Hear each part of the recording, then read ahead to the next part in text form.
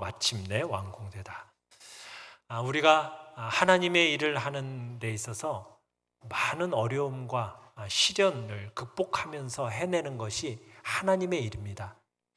우리가 생각할 때 하나님의 일을 하니까 하나님이 적극적으로 도와주셔서 아무런 문제 없이 편안하게 살게 될 거다. 그것은 아닙니다. 물론 하나님이 도와주시죠. 하나님께서 우리의 삶을 복되게 하시는 부분이 있어요. 그렇지만 그런 것만 있는 것은 아닙니다. 하나님의 일을 감당하는 과정 속에서 많은 시련과 어려움, 문제들이 있어요. 그런 것들을 다루어내면서 우리가 하나님의 일을 하게 된다는 것들을 우리들이 기억해야 한다는 사실입니다. 우리가 지금 느헤미야가 성벽을 짓고 있는 과정을 우리가 살펴보고 있지 않습니까? 그 성벽 짓는 과정에 있어서 얼마나 많은 어려움들을 극복하면서 많은 형태의 어려움들이 있어 왔다는 거 우리가 봤잖아요. 지난 5장에서는 공동체 안에서의 어려움도 발생하는 걸 보게 돼요. 그 공동체 안의 어려움을 해결하고 공동체가 새로워지니까 이제는 이제 한숨 돌렸다. 이제는 모든 것들이 잘 진행되겠지 했는데 오늘 6장에서는 또 다른 새로운 도전에 맞닥뜨리는 겁니다. 지금까지 반대 세력이 이렇게 반대 세력으로부터 겪어왔던 어려움은 어떤 어려움이었어요? 조롱하고 협박하고 때로는 군사적인 위협을 가해왔습니다. 자, 그런데 지금 6장에서는 또 어떤 어려움이 오느냐? 방해는 똑같습니다. 성전을 짓지 못하도록 방해하는 건 똑같은데 그 목표가 누구냐? 느헤미야입니다. 느헤미야, 지도자예요. 지금까지는 성벽 자체, 공사 자체가 목표였는데 이제는 느헤미야가 목표가 되면서 느헤미야를 넘어뜨림으로 인해서 성벽 공사를 방해하려고 하는 겁니다. 그러니까 대적들이 일어나서 하나님의 거룩한 일을 방해할 뿐만 아니라 지도자들을 공격하는 거예요. 지도자들을. 그러니까 어떤 형태로든 성벽을 못 짓게 하려고 정말 해도 안 되니까 이제는 지도자를 넘어뜨려서 성벽을 무너뜨리려고 못 짓게 하려고 하는 것입니다. 자, 오늘 본문 1절로 넘어가서 같이 한번 읽어보겠습니다. 1절입니다. 시작. 산발락과 도비야와 아라비아 사람 게셈과 그 나머지 우리의 원수들이 내가 성벽을 건축하여 허물어진 틈을 남기지 아니하였다 함을 들었는데 그때는 내가 아직 성문에 문짝을 달지 못한 때였더라. 자, 이제 성벽 공사가 거의 이제 마무리가 되어졌어요. 마무리 단계에 이르렀습니다. 이제 뭐만 달면 돼요? 문짝만 달면 돼요. 성문에 이제 문짝만 달면 이제 다 끝납니다. 그 시점에 산발락과 도비야와 게셈의 새로운 공격이 시작이 돼요. 어떤 공격이었을까요? 자, 1번 같이 한번 읽어보겠습니다. 시작. 타협이라는 음모입니다. 자, 산발락과 도비야가 이제 예루살렘 재건을 중단시키기 위해서 어떤 방법을 선택했느냐면 음모라는 방법을 선택합니다. 음모.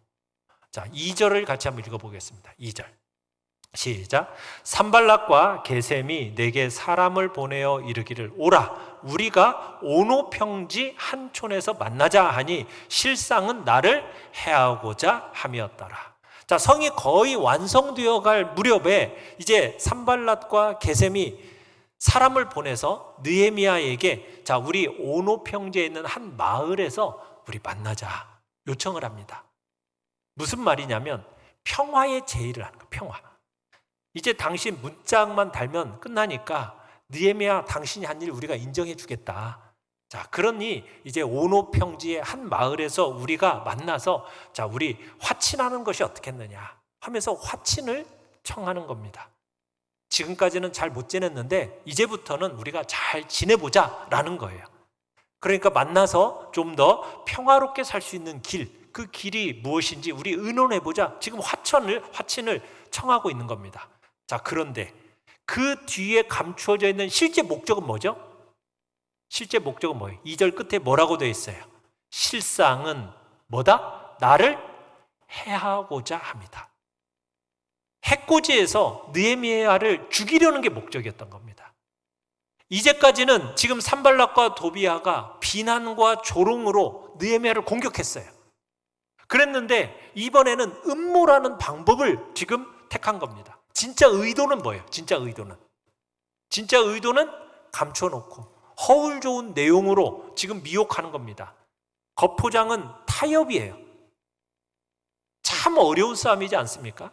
계속 반대만 하다가 이제는 좋은 말을 하면서 우리 평화롭게 지내자. 딱 이 말을 들으면 우리 대부분의 사람들은 어떤 생각이 들어요? 이제는 이제 새로운 날이 왔나 보구나. 이제는 모든 것이 다 끝났구나 하면서 얼핏 마음이 그 평화의 말에 쏠리게끔 되어 있잖아요. 자, 그런데 그 실제 뒤에 그림은 뭐라고요? 느헤미야를 죽이는 거예요. 그게 실상이에요. 그래서 화친과 평화의 얼굴로 들어오긴 했는데 실제로는 느헤미야를 공격해서 죽이고 그 성벽 공사를 무너뜨리려는 그림을 가지고 지금 느헤미야를 찾아온 겁니다. 참 이게 얼마나 분별하기가 어렵습니까? 그죠? 성경을 보면은 대적들이 우리를 대놓고 반대만 하는 거 아니에요. 평화의 얼굴을 가지고 화평을 청하면서 타협하자고 손을 내미는 겁니다. 지난 일들은 우리 잊고 우리 평화롭게 지내자. 자, 그런데 그 뒤에는 항상 뭐가 있더라? 성벽 재건을 중단시키려는 음모가 있다라는 거예요. 여러분, 이런 사탄의 교활한 음모가요, 성경 여러 곳에서 우리가 찾아볼 수 있는데 그 중에 우리가 출애굽기를 보시면은 대표적인 이 출애굽 사건 있지 않습니까? 모세가 바로에게 찾아가서 하나님께서 이스라엘 백성들을 보내라 하신다 딱 말을 해요. 자, 그때 바로는 어떻게 반응을 했습니까? 안 돼. 들은 채도 안 했어요. 자, 그러다가 이제 바로가 여러 가지 재앙을 만나지 않습니까? 바로가 재앙을 만나는데 네 번째 재앙을 딱 당하고 나니까 깜짝 놀라가지고 모세를 부릅니다. 그러면서 뭐라고 얘기하느냐면 내가 너희를 보내주겠다. 너희 하나님 앞에 가서 광야에서 희생을 드려라. 그렇지만 너무 멀리는 가지 마라. 너무 멀리는 가지 마라. 그리고 너희는 나를 위해서 기도 좀 해줘라. 여러분, 얼마나 많이 발전을 했어요. 자, 그런데 너희가 원하는 것이 제사니까 제사는 드리지만 빨리 드리고 돌아오라는 거예요. 타협안을 내놓는 겁니다. 여러분, 이것을 오늘 이 시대의 표현으로 얘기하면 뭐라고 말할 수 있느냐면, 야, 교회 가는 거 괜찮아. 예수 믿는 거 찬성할게. 그런데 너무 광신적으로 믿지 마. 야, 무슨 새벽 기도가, 무슨 심야 기도를 가니, 무슨 제자 훈련한다고 뭐 그런 것까지 하니, 그냥 왔다 갔다 예배만 드리면 되지. 너무 신앙생활에 몰입하지 마라.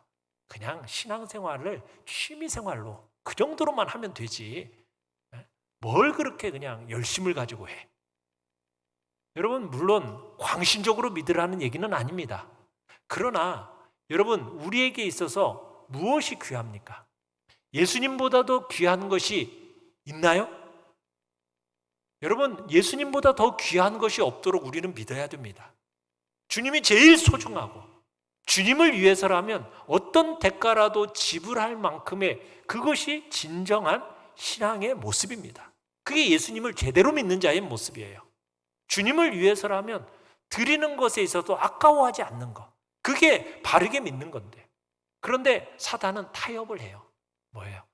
교회 가는 것까지는 괜찮아. 근데 너무 깊숙이 발들여 놓지 마. 자, 이제 8번째 재앙에서는요, 메뚜기 재앙이 나오는데 땅에 있는 것을 메뚜기들이 다 먹어버려요. 그러니까 또 바로가 너무 놀래가지고 모세를 또 부릅니다. 자, 그러면서 바로가 모세한테 얘기해요. 야, 제사 드리려는데 누구누구가 갈 건데? 그러니까 모세가 얘기합니다. 남자, 여자, 어린아이, 노인들 모두 다 갈 겁니다. 그렇게 얘기합니다. 그러니까 바로가 뭐라고 말을 하냐면, 야, 먼 길 가는데 어린애들, 노인네들까지 뭐하러 데리고 가? 그냥 젊은 남자들만 가서 그리고 제사 드리고 오면 되지. 그렇게 타협안을 제시하는 거예요. 여러분, 오늘날은 그런 거죠. 야, 신앙생활에 너 하나면 됐지. 굳이 뭐 그렇게 가족들까지 또 다 믿어야 할 이유가 뭐가 있어? 야, 네 배우자, 네 자녀들, 뭐 꼭 그렇게까지. 그들도 다 생각이 있는 사람들이야. 그러니까 그들도 선택할 권리가 있으니 신앙이라는 것을 너무 강요하지 마. 꼭 그렇게 가족들까지 끌고 가야 되겠어? 너 혼자 다녀. 너무 그렇게까지 하는 것은, 신앙을 강요하는 것은 인권을 침해하는 일이야. 이게 오늘 인권 침해라는 명분을 가지고 또 얘기를 합니다. 얼마 보면 언뜻 그럴듯하지 않습니까? 참 가족들에게 신앙을 권하는 것만큼 어려운 것도 없어요. 그런데 우리가 잊지 말아야 할 게 있습니다. 무엇이 잊지 말아야 할 겁니까? 이건 영혼에 관련된 문제라는 거예요. 영혼에 관련된 문제. 영원한 생명에 관련된 문제라는 거예요. 이걸 그냥 부담 없이 자율에 맡긴다? 여러분, 자율적으로 맡기면 올까요? 안 와요. 침묵하지 말고 이야기를 해야 돼요. 온 가족이 하나님을 알고 영생의 복락 안에 같이 와야죠. 가족 모두가 주님의 품 안으로 와야 될 거 아니겠습니까? 근데 오늘날 이 시대의 정신은 뭐예요? 너무 강요하지 마. 인권을 침해하는 거야. 이런 식으로 얘기한다라는 거예요. 사단의 전략이죠. 여러분, 9번째 재앙이 또 내립니다. 9번째 재앙은 뭐죠? 흑암이 이제 온 땅에 가득하게 됩니다. 그러니까 아무것도 보이지 않아요. 그러니까 바로가 놀래가지고 또 모세를 부릅니다. 이제 모세가 뭐라고 하냐? 사람들 그래 다 데리고 가. 남자, 여자, 어린애, 노인들 다 데리고 가라. 그렇지만 소와 양은 두고 가. 이렇게 얘기를 합니다. 조건이 계속 내주는데 뭐예요? 끝까지 타협을 요구하는 거예요. 네가 예수 믿는 거 네 자유니까 그래 괜찮아. 그렇지만 그렇게까지 물질까지 사용하면서 그렇게 시간까지 그렇게 희생할 필요는 없는 거잖아. 그렇게 희생하지 않아도 돼. 여러분, 마틴 루터는 뭐라고 얘기했는지 아십니까? 돈 지갑에 회심이 없는 진정한 변화는 없다. 돈 지갑이 회개하지 않으면 진정한 변화는 없다. 여러분, 오늘 이 시대에 많은 사람들이 교회에 와서 목사의 설교는 듣는 건 좋아합니다. 또 뭐 여러 방송 매체를 통해서 설교 듣는 건 좋아해요. 그런데 설교는 듣는데 그 설교를 따라서 우리의 가치관을 바꿔내는 일은 하지 않아요. 이게 또 다른 타협입니다. 내가 교회 가서 예배도 드려주고 교회가 원하는 기본적인 거 내가 얼마든지 할 용의는 있어. 그렇지만 세상을 보는 눈, 이 땅을 살아가는 방식, 자녀를 양육하는 방식, 그것까지 그렇게 교회가 간섭할 건 아니잖아. 여러분, 그러나 그렇지 않습니다. 우리가 교회에 와서 신앙생활 한다는 것은 우리의 생각과 우리의 가치관을 말씀을 따라 바꿔낸다라는 거예요. 더 이상 세상을 따라 살아가지 않고 하나님의 말씀인 성경을 따라서 나의 가치관을 전부 바꿔내는 것이 진정한 신앙의 모습이거든요. 그런데 사단은요, 끝없이 계속해서 타협하도록 타협책을 제시하는 겁니다. 하나님이 기대하는 것, 그것이 온전한 것, 그 온전한 것이 아니라 적절한 지점을 자꾸 얘기하면서 타협하고 멈추도록 그렇게 만드는 것이 사단의 방법이에요. 오늘 지금 평화의 얼굴을 하고 지금 대적들이 이제는 잘 지내보자 그러면서 화평을 쳐나가는 거예요. 얼마나 어려운 싸움입니까? 자, 느헤미야가 이런 어려운 이 타협의 요구를 어떻게 감당했을까? 우리 같이 한번 보겠습니다. 3절 4절 본문 3절 4절 읽어봅니다. 시작. 내가 곧 그들에게 사자들을 보내어 이르기를 내가 큰 역사를 하니 내려가지 못하겠노라. 어찌하여 역사를 중지하게 하고 너희에게로 내려가겠느냐 하매 그들이 4번이나 내게 사람을 보내되 나는 꼭같이 대답하였다. 여러분, 4번에 걸쳐서 똑같이 유혹했어요. 그런데 느헤미야가 넘어지지 않았습니다. 어떻게 넘어지지 않고 일을 감당했습니까? 느헤미야의 마음에는 우선적인 주제가 있었던 거예요. 그 우선적인 주제가 뭐예요? 자기가 부름받은 목적. 그 바로 부름받은 목적이 뭡니까? 성벽 재건의 역사예요. 내가 큰 역사를 하니 내려가지 못하겠다. 자신의 삶에 대한 분명한 인식이 있었어요. 어떤 인식입니까? 우선순위가 분명했던 거예요. 그래서 그 교묘한 어려움을 이겨낸 겁니다. 그 뒤에는 느헤미야를 해코지하고자 하는 그 목적이 있고, 앞에서는 평화의 얼굴을 하는데 이게 분별하기가 쉽지 않거든요. 느헤미야도 얼마든지 속을 수가 있었어요. 그런데 속지 않고 그 유혹을 이겨낼 수 있었던 이유가 뭐라고요? 느헤미야의 마음을 사로잡고 있던 삶의 우선 목표, 그 우선 목표가 선명했기 때문입니다. 우선순위. 나 지금 큰 역사를 하고 있다. 그러니 이걸 어떻게 잠시라도 멈추게 하고 내가 갈 수 있겠느냐? 안 된다. 대적들은 지금 느헤미야가 온 평기까지 오면 어떻게 하겠다는 거예요? 잠시 공사가 멈춰진 틈을 타서 이 느헤미야 죽이고, 그리고서는 그 성문이 아직 완성되지 않았기 때문에 들어가서 그 성벽을 무너뜨리겠다라는 거예요. 그런 방법을 가지고 화평을 청한 거거든요. 그러나 느헤미야는 자기가 부름받은 일에 있어서 그 우선순위를 분명하게 하고 살아갔기 때문에 이 사사로운 유혹 앞에 넘어지지 않을 수 있었던 겁니다. 사랑하는 성도 여러분, 여러분의 삶에 있어서 무엇이 최우선순위로 여러분들의 마음을 사로잡고 있습니까? 주님은 마태복음 6장 33절에 뭐라고 말씀하셨어요? 너희는 먼저 그의 나라와 그의 의를 구하라. 그리하면 이 모든 것을 너희에게 더하시리라. 여러분, 우리에게 끊임없이 우리에게 타협하면서 다가오는 사단의 역사가 있습니다. 세상은 우리의 눈을 빼앗아가는 일들이 얼마나 많습니까? 우리의 마음에 사사로이 빼앗아갈 만한 것들을 자꾸 우리의 앞에 놓거든요. 그때마다 우리는 뭘 생각해야 돼요? 나를 부르신 목적이 뭔가?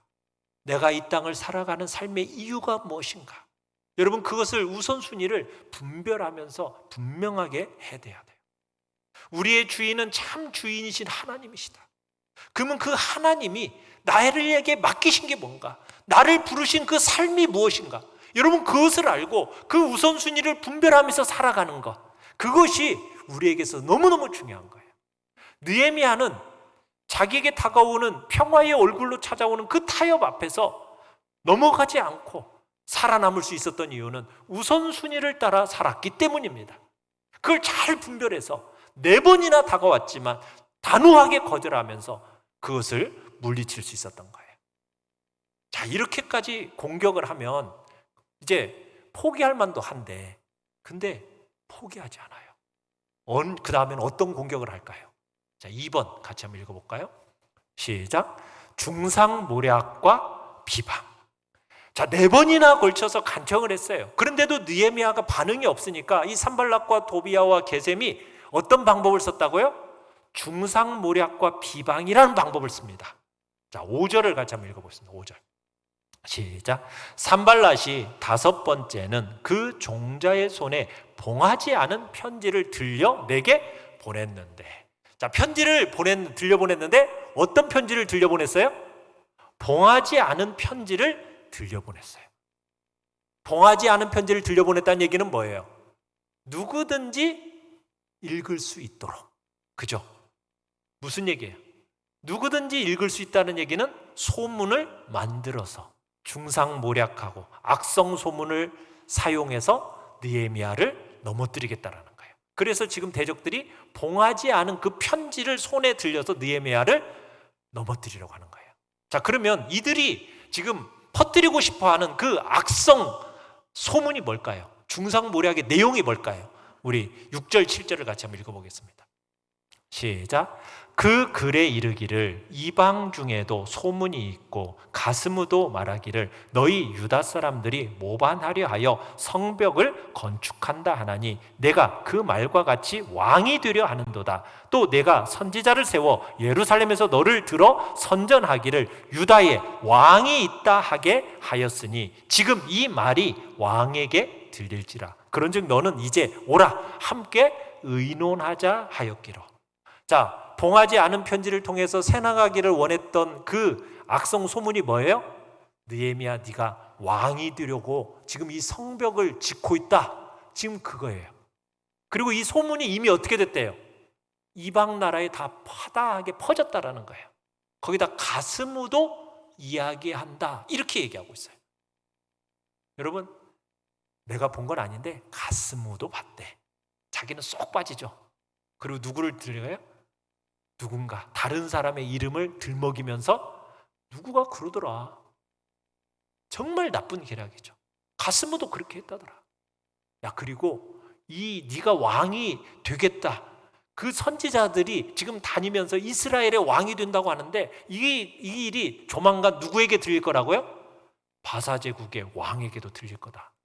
너 빨리 나한테 와서 이 상황을 무마시킬 우리 논의를 해보자. 지금 유혹하는 겁니다. 지금 일부러 지금 편지를 밀봉하지 않은 거예요. 편지를 전달하는 과정 속에서 사람들로 하여금 읽게 만들고 소문을 퍼쳐서 교묘하게 지금 중상모략을 펼쳐나가는 거예요. 그러니까 중상모략이라는 게 그런 거지 않습니까? 약간 삐딱하게 해석하고 단언하지는 않아요. 근데 모호하게 이야기해가지고 흘리는 거. 이게 중상모략이거든요. 그러니까 카더라 통신 있죠. 카더라. 카더라. 네. 사람의 입을 오르내리면서 이게 어떻게 돼요? 이야기에 살이 붙고 살이 붙으니까 처음보다 더 심해지고 그러다 보면 나중에 이게 사실인 것처럼 여겨지는. 요즘에도 뭐 이렇게 무슨 선거철이 되면은 카더라 통신들이 많이 나오는 거 보잖아요. 그러면서 이런 이제 소문의 근원을 추적하다가 처음 꺼낸 사람을 딱 붙들고 물어보면 그 사람 뭐라고 해요? 나 그런 거 얘기한 적 없는데? 발뺌해요. 그러니까 당사자에게는 큰 피해를 입힐 수 있는 소문으로 원하는 결과를 얻어놓고 책임은 회피하는 그 교활한 사람들. 그게 바로 지금 산발락과 도비야, 게셈의 작전이었던 거예요. 사랑하는 성도 여러분, 이런 일들이요, 여러분 인생 속에서 여러분들도 아시잖아요. 그런 경향이 우리 인간 속에 있다라는 것을. 그래서 청교도들은 세 가지 원칙을 세워놓고 어떤 소문을 딱 듣잖아요. 그러면 세 가지 원칙을 세워놓고 말하라고 그랬어요. 첫 번째 원칙은 뭐냐면 이게 사실인가? 사실 파악을 하라는 거예요. 두 번째, 본인에게 확인했는가? 그 일에 대한 본인에게 확인을 했냐고 확인을 해야 하라는 거예요. 세 번째는 뭐냐면 만약 그게 사실일지라도 이 이야기가 퍼졌을 때 이게 하나님께 영광이 되고 그 형제에게 유익이 되는가? 이것을 질문하고 그 소문을 이야기하라는 거예요. 만약 이게 유익이 되지 않는다, 그럼 뭐 하라는 거예요? 입을 다물라는 거예요. 여러분, 그러나 우리 사회는 그런 사회가 아니죠. 어떻습니까? 남의 얘기를 너무나 쉽게 하는 사회예요. 쉽게 하는 정도가 아니죠. 너무 심하게 하는 사회예요. 뭐 요즘에는 그냥 SNS가 발달해가지고 댓글이라는 걸 통해서 얼마나 말아야 할 말들까지도 얼마나 많이 합니까? 너무나 쉽게 하고 너무 심하게 하는 시대가 돼버렸어요.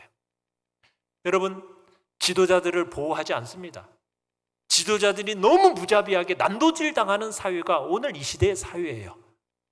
여러분, 이런 아픈 경향이 교회 안에서는 있어서는 안 되죠. 교회 안에서 보호가 돼야 됩니다. 그 소문을 가지고 책임 있게 우리가 그 소문에 입을 닫아서 사람들을 보호하고 사람들을 지켜내는 것, 그것이 바로 우리 교회 안의 성도들이 해야 할 몫인 거예요. 여러분, 그런데 우리가 신앙생활하고 주의 일을 감당하다 보면은 억울한 말을 들을 기회가 분명히 있습니다. 중상모략당하고 비방을 당할 일. 그러면 우리 어떻게 하고 싶어요? 너무 억울하니까 어떻게 하고 싶어요? 사람들 만나가지고 직접 해명하고 싶잖아요. 그죠? 나 아니야. 그러면 사람들이 잘 들어줘요? 잘 안 들어요. 그냥 자기 입장에서만 판단하죠. 당사자의 말에 대해서 그렇게 전적인 신뢰를 보여주지 않습니다. 만약 느헤미야가 지금 이들의 계략에 휘말려 들어갔으면 어떻게 되었을까요? 막 사람들에게 동분서주 뛰어다니면서 나 아니야, 나 그런 적 없어, 나 왕 되려고 하는 거 아니야, 막 이렇게 그러고 돌아다녔으면 여러분 성 건축이 제대로 되었겠습니까? 아마 이렇게 빠르게 완공되지 못했을 거예요. 그럼 느헤미야는 이 문제를 어떻게 다루었을까요? 자, 8절 9절을 같이 한번 읽어보겠습니다. 시작. 내가 사람을 보내어 그에게 이르기를 내가 말한 바 이런 일은 없는 일이요 내 마음에서 지어낸 것이라 하였나니 이는 그들이 다 우리를 두렵게 하고자 하여 말하기를 그들의 손이 피곤하여 역사를 중지하고 이루지 못하리라 함이라. 이제 내 손을 힘있게 하옵소서 하였노라. 자, 느헤미야는 사람을 붙들고 왈가왈부하지 않습니다. 악성 소문이라는 거, 그거 고의적으로 의도적으로 퍼뜨리는 것이기 때문에 여러분, 사람 붙들고 왈가왈부한다고 해서 해결될 문제가 아니거든요.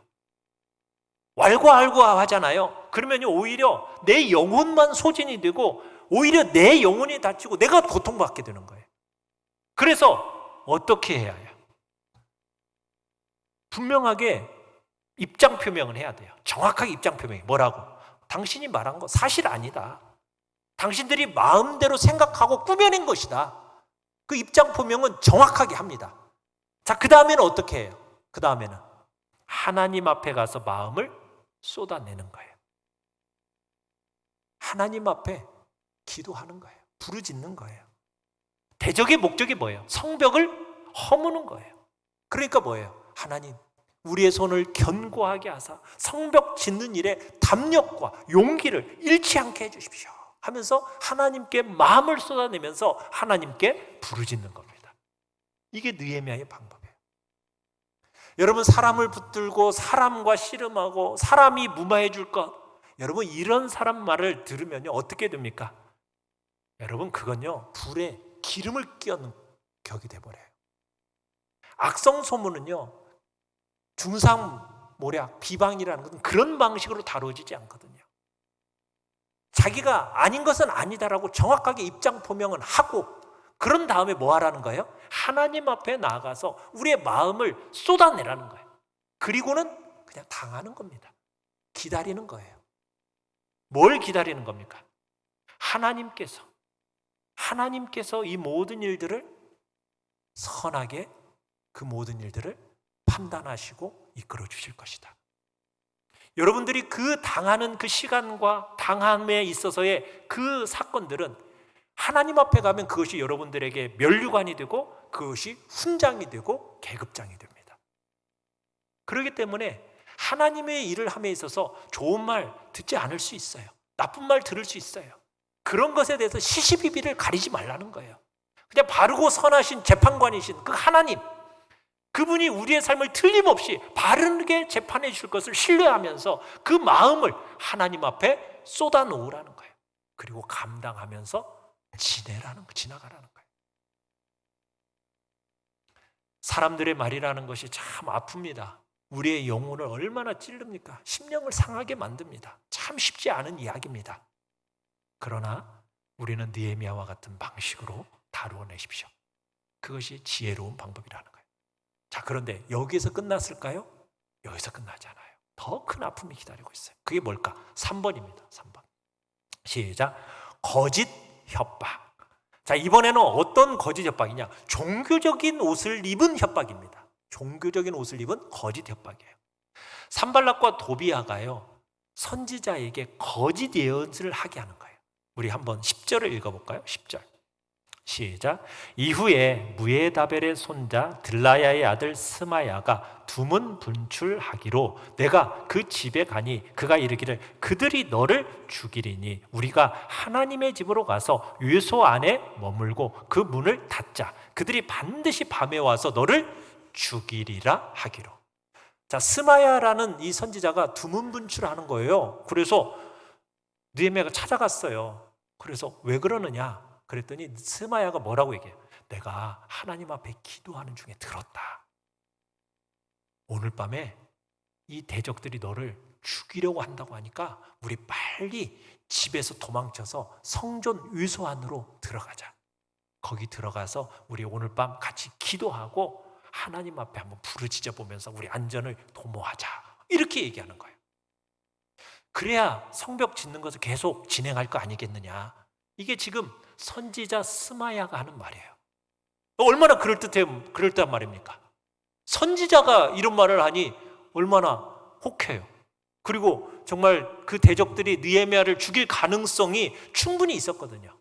그리고 성전에 대해서도 잘 아는 이 선지자가 내놓은 제안이니까 얼마나 믿을만 합니까? 그러지 않아요?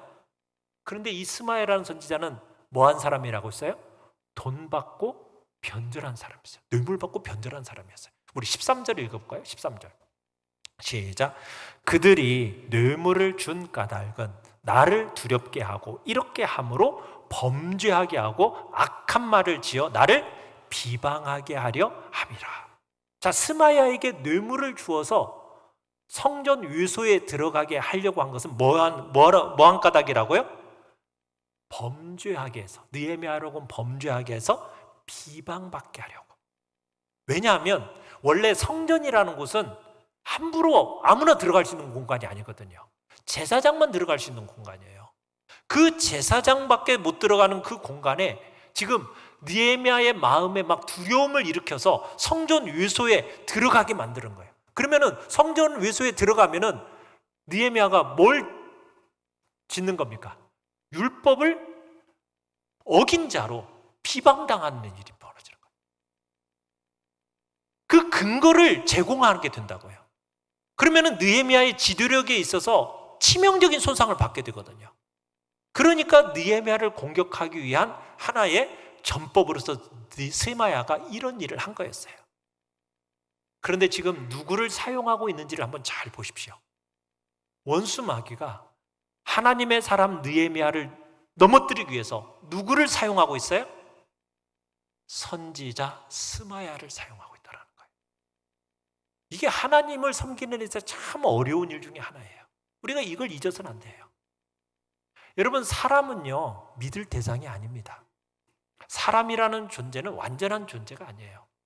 사람이 아무리 훌륭해 보여도요 그 사람에게는 한계가 있고 약함이 있어요. 그렇기 때문에 우리가 전적으로 믿는다, 여러분 그것은 조심할 필요가 있습니다.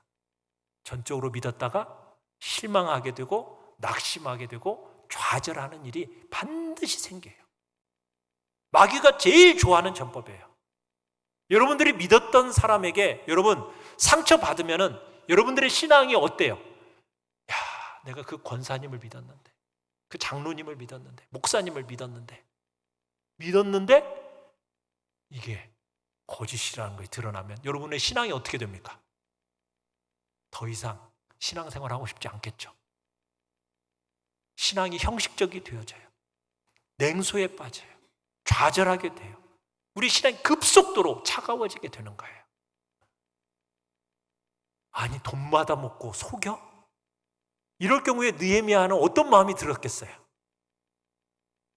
차갑게 식어질 수 있었잖아요. 그런데 분하고 아픈 마음, 그걸 어떻게 넘어서서 넘어지지 않고 성벽 짓는 일을 끝까지 충성스럽게 감당했는가?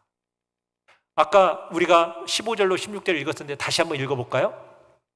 며칠 만에 끝났는가? 시작. 성벽 역사가 52일 만인 엘룰월 25일에 끝나매 우리의 모든 대적과 주위에 있는 이방 족속들이 이를 듣고 다 두려워하여 크게 낙담하였으니 그들이 우리 하나님께서 이 역사를 이루시는 것을 알미니라. 140년이나 지어지지 않았던 이 성벽이 52일 만에 완성이 된 거예요. 여러분, 우리들도 믿다가 상처받고 정말 분노하고 억울해하고 마음 아파하면서, 여러분 그러다 보면 우리가 다시는 상처받지 않기 위해서 어떻게 해요? 아유, 더 이상은 내가 그냥 깊숙하게 신앙생활 하지 않아야겠다, 그냥 교회만 왔다 갔다 하는 정도. 믿다가 상처받고 또다시 넘어질까 봐 막 두려워가지고 아유, 누구한테 함부로 마음을 내가 열어서는 안 되겠다, 이런 마음으로 헌신을 못하는 시대가 오늘 우리가 살아가는 시대인 것 같아요. 많은 사람들이 상처받고 교회 안에서 상처받아서 교회를 안 나가는 가난한 성도가 많대잖아요. 느헤미야는 이 수많은 아픔들을 다 버텨내면서 마침내 성벽을 걸어나 완공해요. 느헤미야 안에는 무슨 용기가 있어서 이 일이 감당할 수 있었을까? 성전 외소로 숨기를 요구했을 때 어떻게 대답을 했는가? 우리 11절을 같이 한번 읽어봅시다. 11절 시작. 내가 이르기를 나 같은 자가 어찌 도망하며 나 같은 몸이면 누가 요소에 들어가서 생명을 보존하겠느냐? 나는 들어가지 않겠노라 하고. 자, 모든 유혹과 그 어려움으로부터 느헤미야를 보호했던 이 느헤미야의 자세가 뭐냐? 느헤미야가 지금 자기를 뭐라고 부르고 있어요? 나 같은 자가 어찌라고 부르죠. 나 같은 자가 어찌. 이 평범한 사람이 나 같은 자가 어찌 성전에 들어가서 내 몸을 숨겨서 생명을 유지할 수 있겠는가? 나는 가지 않겠다. 느헤미야는 어떤 사람이었어요? 겸손한 사람이었어요. 여러분, 총독입니다. 지도자입니다. 다른 사람들이 다 지도자라고 불리우는 사람이에요. 그럼에도 불구하고 뭐라고 얘기해요? 나 같은 자가 어찌. 굉장히 겸손함으로. 평소에 느헤미야는 자기를 높은 자리에 두지 않았던 거예요. 그것이 그를 살린 거예요. 여러분, 교만이라는 것은 멸망의 선봉입니다. 겸손은 존귀의 앞잡이입니다. 자기를 남들보다 더 귀하게 여기고, 자기를 남들보다 더 높이고, 자기를 남들보다 더 중요하게 여기는 자세, 이것은 성도들의 자세가 아닙니다. 성도는 그렇게 살아가는 게 아니에요. 그 교만한 틈을 비집고 악한 자, 그것이 우리에게 들어오는 것, 우리를 유혹하는 겁니다. 종교 지도자들을 돈으로 매수하고 우리를 낙심시키고 우리를 넘어뜨려서 하나님의 성벽을 못 지게 만드는, 그때 느헤미야는 나 같은 자가 어찌 하면서 함부로 성전에 들어가지 않아요. 왜? 성전이라는 그 공간은 누구만 들어갈 수 있는 공간이기 때문에, 제사장만이 들어갈 수 있는 공간이라는 것을 알았기 때문에 그는 겸손함으로 나 같은 자가 어찌 하면서 그 겸손이 그를 막아낸 거예요.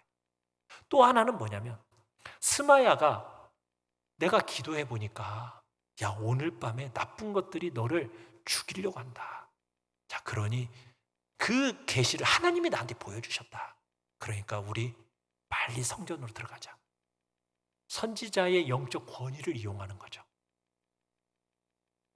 여러분, 그 유혹 이기기 쉬워요, 어려워요? 기도를 많이 하시는 어떤 분이 내가 너한테 야, 이거 이런 일들이 있을 것 같아. 너 조심하는 게 좋겠어 하고 얘기해 주면 어때요? 그 말에 혹하죠. 그러지 않습니까?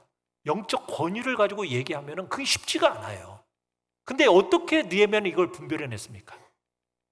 이건 주관적으로 뭘 보았다, 뭘 들었다, 이런 말을 들을 때 참 우리가 그걸 분별해내기가 어려운데, 그 분별해낼 수 있는 조건은 뭐예요? 하나님의 말씀이에요. 그러니까 느헤미야는 율법을 아는 거예요. 성전 외소에 들어가는 것은 제사장만 들어간다라는 분명한 하나님의 말씀에 대해서 느헤미야는 알았기 때문에 나 같은 자가 어찌 그곳에 들어가야 돼요. 딱 선을 그은 거예요. 우리에게 있어서 마찬가지입니다. 어떤 주관적인 경험을 통해서 내가 꿈으로 뭔가 내가 환상 중에, 내가 기도 중에 뭔가를 들었어, 뭔가 봤어, 여러분 이야기를 했을 때 우리의 마음이 혹하는 경향이 있는데 아닙니다. 그걸 가지고 먼저 어디에 비춰봐야 돼요? 객관적인 진리의 말씀인 하나님의 말씀인 성경에 비추어봐서 이게 맞나 틀리나를 확실하게 분별해야 돼요. 함부로 믿지 말라는 거예요. 영적인 권위가 있는 사람의 말을 옳거니하고 딱 붙들고 가다가 시험에 들 확률이 너무 많아요. 그래서 여러분들은 객관적인 진리의 말씀인 하나님의 말씀을 붙들고 그 말씀 위에 여러분들을 세워나가는 일이 너무너무 중요하다는 사실이에요. 오늘 이 시대가 얼마나 많은 사람들이 무너져가고 있습니까? 지도자들도 넘어지고 또 지도자들로부터 상처받고 넘어지는 이 곳곳에 어려운 이 시대 속에서, 그로 인하여서 하나님의 교회들이 곳곳이 허물어져 가고 있는 이런 시대 속에서 우리가 어떻게 이 일들을 감당하며 살아가겠습니까? 사랑하는 성도 여러분, 여러분의 삶에 있어서 우선순위를 분명히 하십시오. 하나님이 나를 부르신 이유가 뭔가? 내가 이 땅을 살아가는 삶의 목적이 무엇인가? 그건 다름 아닌 하나님의 나라와 하나님의 의를 이루어가는 일이라면 그것을 내 우선순위에 두고, 그리고 누군가가 나를 비방하고 중상모략할 때 아닌 것은 아니다 분명하게 얘기하지만 그거 해명하겠다고 사람 붙들고 돌아다니다가 상처받고 그로 인하여서 더 큰 어려움 겪는 그런 어려움의 자리에 넘어가지 마시고 하나님 앞에 부르짖음으로 나아가십시오. 그리고 영적 권위를 가지고 누군가가 여러분들에게 얘기할 때 함부로 믿지 마시고 진리의 말씀에 딱 비추어서 이게 맞는가? 이게 틀리는가? 분명한 근거를 가지고 하나님의 뜻을 따라 순종의 길을 걸어가는 것. 이것이 바로 우리가 이 땅에서 승리하는 자의 복된 모습임을 주님은 말씀하고 계시는 것입니다. 오늘 이 시대에 이런저런 유혹과 미혹들이 많습니다. 우리를 좌절시키는 제목들이 너무나도 많습니다. 그 앞에 지지 않고 여러분들에게 부르신 그 하나님의 나라와 의를 지켜내는 그 복된 사역을 신실하게 감당하는 우리 귀한 성도들이 되시기를 간절히 축원합니다.